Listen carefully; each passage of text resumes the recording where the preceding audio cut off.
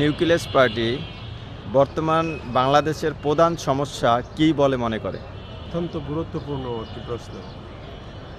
প্রধান সমস্যা আইডেন্টিফাই করা একটা জাতির সর্বোচ্চ দায়িত্ব এবং খুবই গুরুত্বপূর্ণ দায়িত্ব। এবং এই দায়িত্ব যদি আমরা অবহেলা করি আর এটা যদি আইডেন্টিফাই করে সেটাকে রিমুভ করার চেষ্টা না করি, একটা দেশ ব্যর্থ হতে বেশি দিন সময় নেয় না।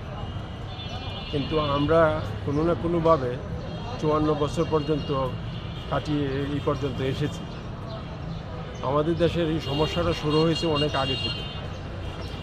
আমাদের তিনটা সমস্যা বলবো আমি। 1 নম্বর সমস্যা হলো আমাদের জাতীয় সংসদ, আমাদের সংবিধান এবং আমাদের নির্বাচন কমিশন।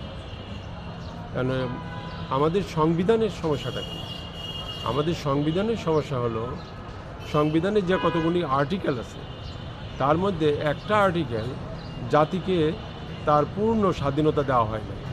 জাতির জনগণের মালিকানাধীন যে রাষ্ট্র প্রতিষ্ঠিত হওয়ার কথা ছিল সেই রাষ্ট্র আমরা প্রতিষ্ঠিত করতে পারি না গত 54 বছরে। একটা রাষ্ট্রের মালিক যারা হবেন তারা যখন মালিকানা পান নাই তখন সেখানে কিসের আবির্ভাব হবে? কেওয়াসের আবির্ভাব হবে। যত বিশৃঙ্খলা আছে, যত দুর্নীতি আছে, সেগুলো এখানে প্রতিষ্ঠিত হয়েছে গত 54 বছর ধরে। কীভাবে হলো? আপনি যদি কোনো রাজনৈতিক দলের পক্ষ থেকে নমিনেশন নিয়ে পার্লামেন্টে যান, তখন আপনি কী হিসাবে পার্লামেন্টে যাচ্ছেন? জাতীয় সংসদে যাচ্ছেন। আপনি হলেন জনগণের প্রতিনিধি। 300 আসন থেকে 300 প্রার্থী জয়ী হয়ে যাবেন পার্লামেন্টে, জাতীয় সংসদে। কিন্তু যাওয়ার পর উনি যদি কথা বলতে না পারেন, if he does not have the right to speak his mind for the people, then ওনার প্রেজেন্স তো সেখানে কোনো মূল্য বহন করে না। ঠিক আছে? তাহলে সংবিধানে তাই বলা হয়েছে, আর্টিকেল 70-তে বলা হয়েছে যে আপনি যদি কোনো পার্টির নমিনেশনে জয়ী হয়ে পার্লামেন্টে আসেন, আপনি সেই পার্টির সমালোচনা করতে পারবেন না, সেই পার্টির বিরুদ্ধে কোনো সময় ভোট দিতে পারবেন না। আর সেই জন্যই আপনারা বাংলাদেশের ক্ষেত্রে দেখবেন কখনোই কোনো বিষয়ে ভোটাভুটি হয় না। আর যখনই বিরোধী দলগুলো, যেটাকে আমরা বলা উচিত না বিরোধী, সেই বিরোধী দলগুলো কিন্তু সংসদে আর থাকতে চায় না। কারণ তাদের যে প্রাপ্য টাকা পয়সা ফেসিলিটি পেয়ে গেছে, ওখানে থেকে তারা আর কোনো কন্ট্রিবিউট করতে পারে না। এই যে একটা কী বলবো, ক্রিমিনাল টাইপ অফ সংসদ আমরা প্রতিষ্ঠিত করেছি, যার ফলে এই সংসদ পারল না আমাদের দেশকে কোনো দিক থেকেই শান্তি এনে দিতে। যা আপনারা দেখতেছেন উন্নয়ন, যা বলেন আপনারা উন্নয়ন, এগুলো সব হয়েছে আমাদের ছেলেরা বিদেশে, দেশে বিদেশে কাজ করে যে টাকাটা পাঠায়, রেমিটেন্স। আমাদের মেয়েরা কাজ করে যেই গার্মেন্টস ইন্ডাস্ট্রিতে টাকা আর্ন করে, এর উপর ভিত্তি করে এই দেশ চলতেছে, আর কিছু না। এটা কিন্তু জাতীয়ভাবে আমরা কিন্তু এমন কিছু অ্যাচিভ করি নাই যারা বাইরের বিশ্বে আমাদেরকে প্রশংসা করতে করে নাই। তো এই একটা সর্বনাশা কাজ আমাদের সংবিধানে রয়ে গেছে। আর সেইটাকে ক্যাপিটালাইজ করে পার্লামেন্টে যারা যায় তারা সবাই একটা নেশায় যায়, তাদের নিজস্ব ব্যবসা কিভাবে তারা প্রতিষ্ঠিত করবে, নিজেদের কানেকশন কিভাবে তৈরি করবে এবং দুর্নীতিতে তারা কিভাবে চিরনিমজ্জিত থাকবে। এখন দুর্নীতি এত বেশি প্রতিষ্ঠিত, শক্তিশালী যে আপনি ইউনিভার্সিটি বলেন, যত প্রতিষ্ঠান আছে বলেন, তাদের কোনো মূল্য নাই, তাদের বাকশক্তি নাই। এখন আপনি দেখেন বিশ্ববিদ্যালয়ের কয়জন প্রফেসর আছে যে পার্লামেন্টে বক্তব্য রাখে?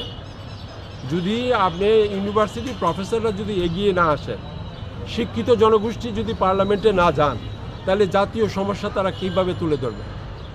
আপনি কি একটা ব্যবসায়ী কি জাতীয় সমস্যা বুঝতে পারে যে এটা আমাদের ঢাকা বিশ্ববিদ্যালয়ের একজন পলিটিক্যাল সায়েন্সের টিচারে বুঝতে পারে না। যার জন্য আমরা ক্রমশ অধপতনের দিকে যাচ্ছি, যদিও আমরা কয়েকটা বিল্ডিং বেশি করেছি মনে হয়। এই একটা আরেকটা সর্বনাশ করেছে আমাদের নির্বাচন কমিশন। নির্বাচন কমিশন বিকামে লাঠিয়াল, জনগণের বিরুদ্ধে তারা লাঠিয়াল হয়ে দাঁড়িয়েছে। তারা যা ইচ্ছে তাই তাদের আইনে অ্যাড করে সেটা জনগণের উপরে চাপিয়ে দিচ্ছে।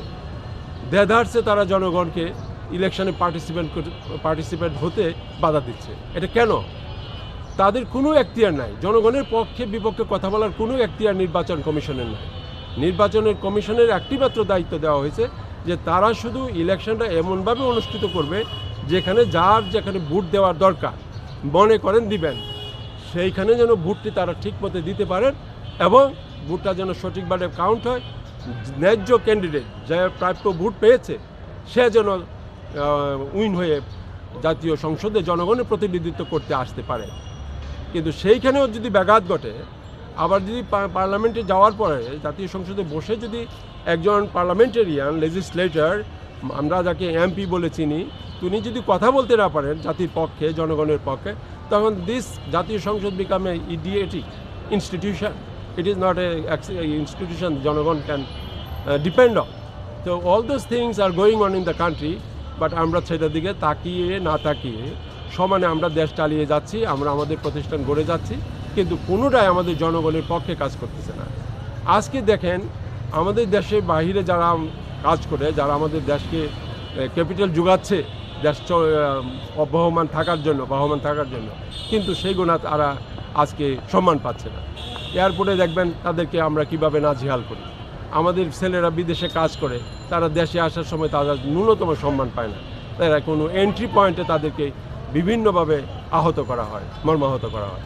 এই সমস্ত কারণে আজকে আমাদের যে ইলেকশন হচ্ছে, এটা কোনো ফল আনবে না আমাদের জন্য বইয়ে। এটা আনবে একই যা অতীতে ছিল, আজকেও ছিল। গত 54 বছর ধরে এই দেশের এই যে সমস্যাগুলো কেউ কিন্তু তুলে ধরে নেয়। সমস্যাগুলো আরও বেশি জোরদার হয়েছে নির্বাচন কমিশন যখন কতগুলো আইন প্রণয়ন করে নিজেরা নিজেদের স্বার্থ উদ্ধার করার জন্য নিজেদের মতো করে যখন অ্যাড করেছে, তখন এই সংবিধান আরও অকেজো হয়ে গেছে। সংবিধান বিকাম একটা পিস অফ পেপার না, এটা জনগণের কোনো কাজে আসতেছে না। আমরা চাই 3টা জিনিস, সংবিধানের আর্টিকেল 70 সাথে আর্টিকেল 8, এই দুটাকে আমরা বাতিল করে দেব, নতুন করে লিখব একটা। আমরা নির্বাচন কমিশনের যত কিছু গত 50 বছর ধরে তারা অ্যাড করেছে নির্বাচন কমিশনের ল বুকে, তার সবটি বাতিল করতে হবে।